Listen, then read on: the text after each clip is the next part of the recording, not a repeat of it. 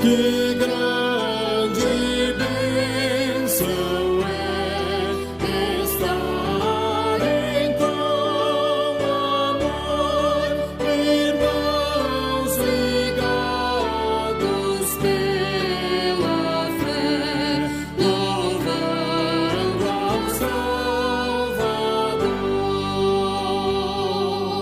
O mundo observará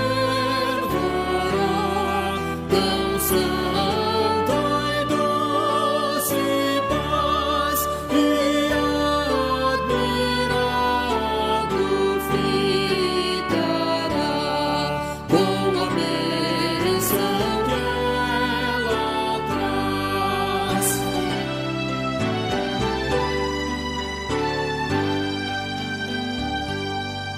Manda-nos Deus Jesus, da divina nação, o Santo Espírito que produz tão plena comunhão.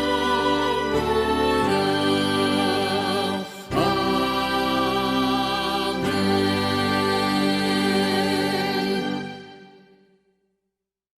Amados da Igreja Presbiteriana do Brasil em Chácara Guarujá, que a graça e a paz do nosso bondoso Deus esteja sobre a sua vida e sua família, derramada em vossos corações.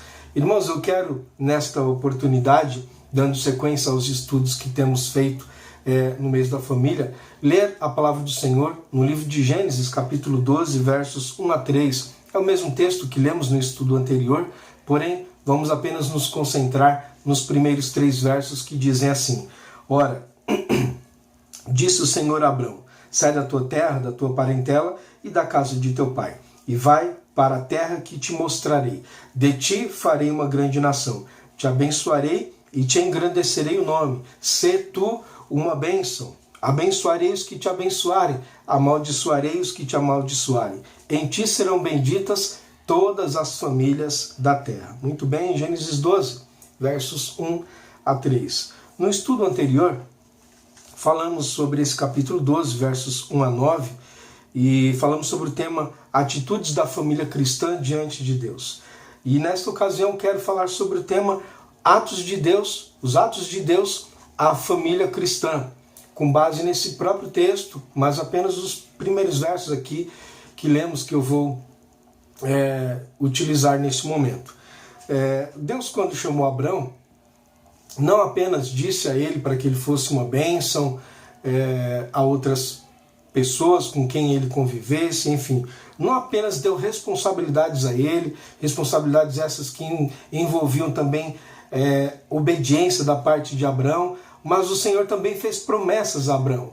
Ou seja, Deus deu ordens a Abraão, mas também lhe deu promessas.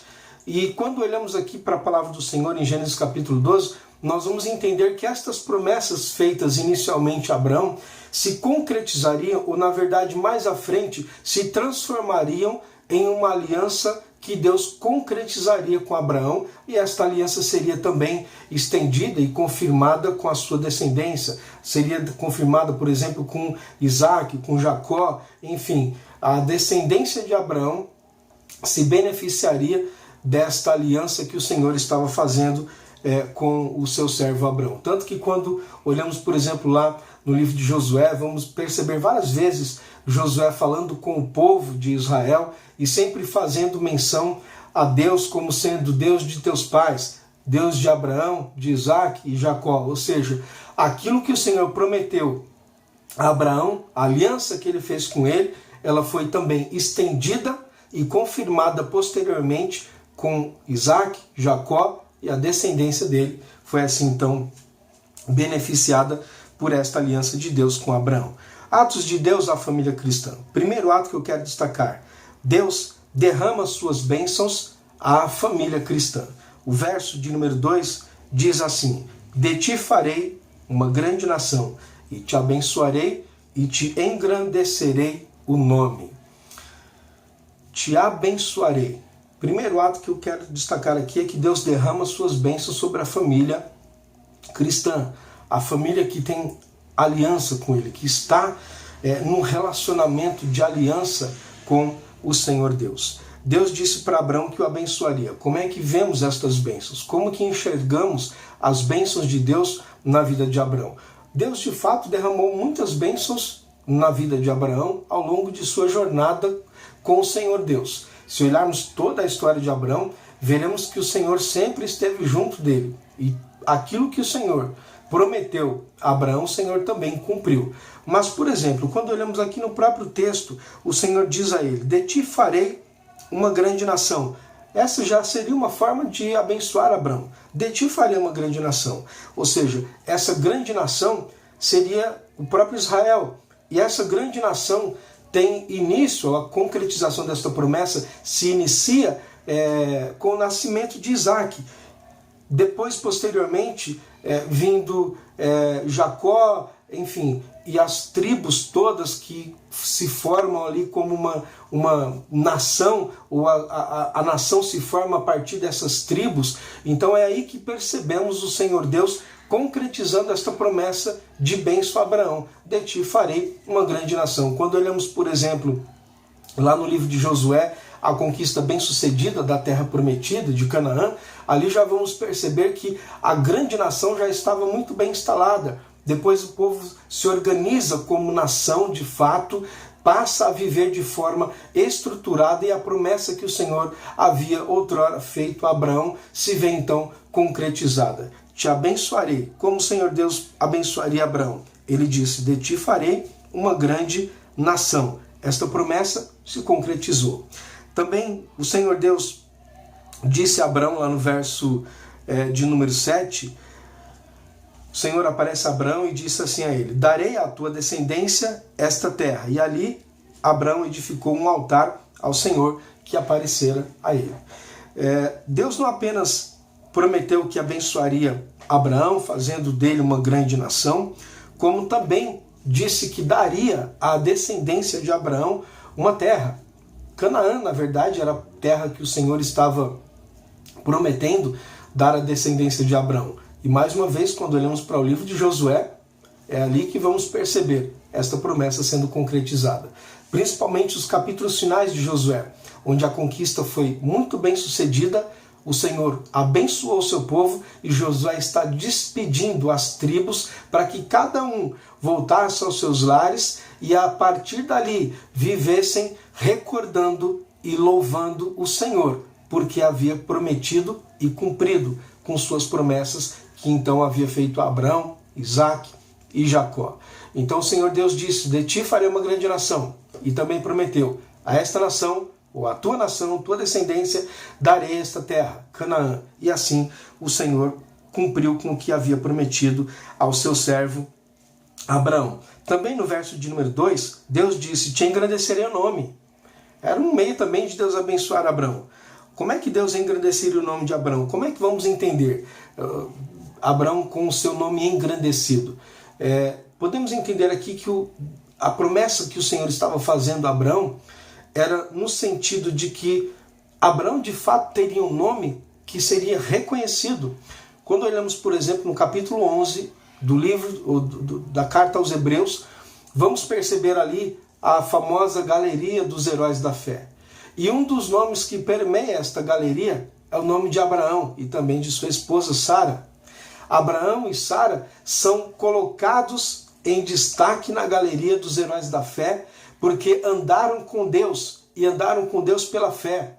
Creram nas promessas do Senhor e receberam as promessas do Senhor pela fé. Então, Abraão de fato teve um nome grande, tanto que até hoje, Abraão é chamado de pai da fé.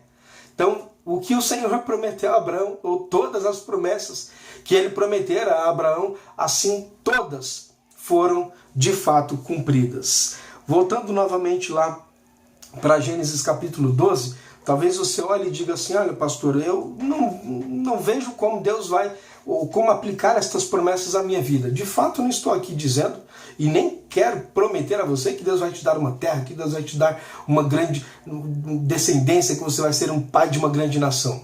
Mas eu quero sim dizer que Deus abençoa você e a sua família. Que Ele derrama as ricas bênçãos dele sobre a sua vida, sobre a vida da sua família.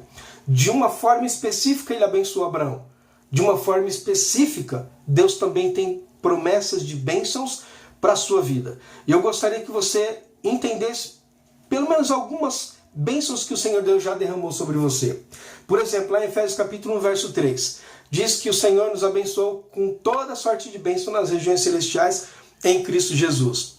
E quando olhamos para estas bênçãos, que já estudamos inclusive anteriormente, vamos entender que o Senhor nos salvou, nos redimiu em Cristo Jesus, que Ele nos predestinou, nos chamou para Ele, somos filhos de Deus, ou seja, são bênçãos espirituais e ninguém pode arrancá-las de nós. Somos herdeiros com Cristo Jesus, somos herdeiros da Canaã espiritual, que é a pátria celeste, como assim costumamos chamar. Somos herdeiros do reino dos céus. Esta é a grande bênção na esfera espiritual que o Senhor já derramou sobre as nossas famílias, sobre as nossas vidas. Não obstante estas bênçãos na esfera espiritual, também há as bênçãos na esfera material. Por exemplo, quando olhamos lá no Evangelho de Mateus, no capítulo de número 6, nós vamos perceber ali o Senhor Jesus nos ensinando a confiarmos na provisão que vem das mãos do nosso Deus.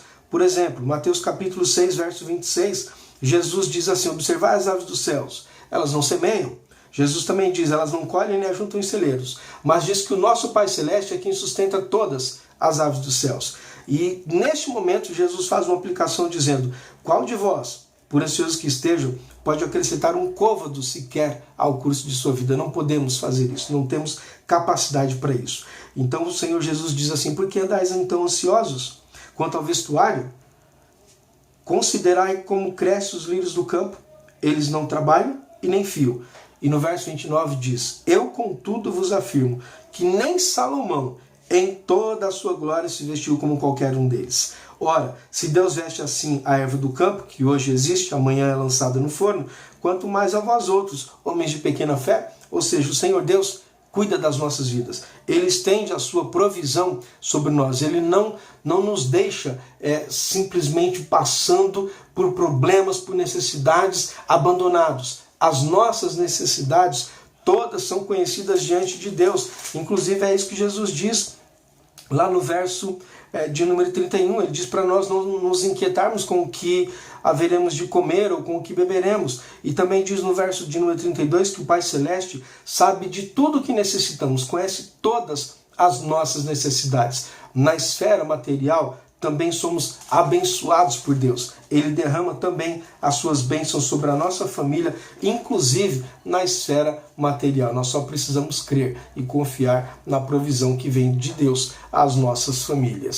Não obstante as bênçãos na esfera espiritual e na esfera material, Deus também nos abençoa por meio do Espírito Santo. Por exemplo, o Espírito Santo não só é considerado como o doador da vida espiritual, ou seja, aquele que nos desperta do sono do pecado, aplica em nós a obra de Cristo, a redenção que há através de Cristo, como o Espírito Santo também é aquele que nos fortalece, que nos consola e que nos conforta. Quando olhamos lá no Evangelho de João, no capítulo de número 14, no verso 16, encontramos Jesus dizendo assim: eu rogarei ao Pai, e Ele vos dará outro Consolador, a fim de que esteja para sempre convosco, o Espírito da verdade, que o mundo não pode receber, porque ele não o vê, nem o conhece. Vós o conheceis, porque Ele habita convosco e estará em vós. Posteriormente, o Senhor Jesus disse que o Espírito Santo, chamado lá no verso de número 26, ainda no capítulo 14, chamado de Consolador, estaria sendo enviado para direcionar e ensinar os discípulos, fazê-los lembrar de tudo o que haviam aprendido com o Senhor Jesus Cristo. Então, nesse sentido, o Espírito Santo é aquele que seria o Consolador, ou seja, daria consolo e também daria direção aos discípulos do Senhor Jesus. Esse Espírito Santo, esse mesmo Espírito Santo, é o que também habita em nós. Somos selados com esse Espírito Santo, que é o Espírito da promessa, lá em Efésios capítulo 1, assim nos ensina. E esse Espírito Santo é o que nos fortalece em nossas fraquezas, nas nossas tribulações nas nossas lutas, Ele nos conforta nos nossos momentos de angústia, nos nossos momentos de decepção, de choro, de tristeza. Ele também é o nosso consolador. Quando estamos desanimados, quando estamos sem rumo, abatidos, é o Espírito Santo que nos concede direção. Então o Senhor Deus nos abençoa de todas as formas que nós podemos imaginar. Tudo quanto precisamos, recebemos das boas mãos do nosso Deus. Ele nos abençoa na esfera espiritual, por meio de Cristo, com a salvação. Ele nos abençoa na esfera material, dando-nos assim a sua provisão, e Ele também nos abençoa por meio do Espírito Santo, dando tudo o que precisamos, conforto, consolo do Espírito Santo, nos fortalece por meio do Espírito Santo e também nos dá direção. Você ainda acha que Deus não abençoa você? Você ainda acha que falta alguma bênção para você? Não obstante a tudo isso, o que mais falta para você? Tendo um Deus assim, do que mais as nossas famílias necessitam? Estamos muito bem supridos. Temos tudo o que precisamos quando olhamos para o nosso Deus. Ele é um Deus poderoso, um Deus tremendo, que cuida das nossas vidas de todas as formas. Por isso nós só precisamos descansar e confiar nesse Deus maravilhoso. Eu quero convidar você para voltar lá em Gênesis, capítulo de número 12, o verso de número 3, onde nós vamos ver o segundo ato de Deus à família cristã. Primeiro ato de Deus, já vimos, Deus derrama suas bênçãos sobre a família cristã. O segundo ato de Deus, Deus estende sua proteção à família cristã. Gênesis 12, verso 3. Abençoarei os que te abençoarem. Deus dizendo aqui a Abraão, presta atenção nisso. E amaldiçoarei os que te amaldiçoarem. Abençoarei os que te abençoarem. E os que te amaldiçoarem, Abraão? Deixe, fique tranquilo, pois eu cuidarei deles. Amaldiçoarei os que te amaldiçoarem. Quando olhamos aqui para o sentido original do texto hebraico, para estas palavras, amaldiçoarei os que te amaldiçoarem, na verdade Deus estava dizendo o seguinte: eu vou enfraquecer, Abraão, aqueles que de alguma forma te amaldiçoarem ou desdenharem de você, de alguma forma te menosprezarem. Estes eu vou enfraquecê-los. Deus, na verdade, estava dizendo para Abraão o seguinte: eles não lograrão êxito nas suas maldades contra você, Abraão.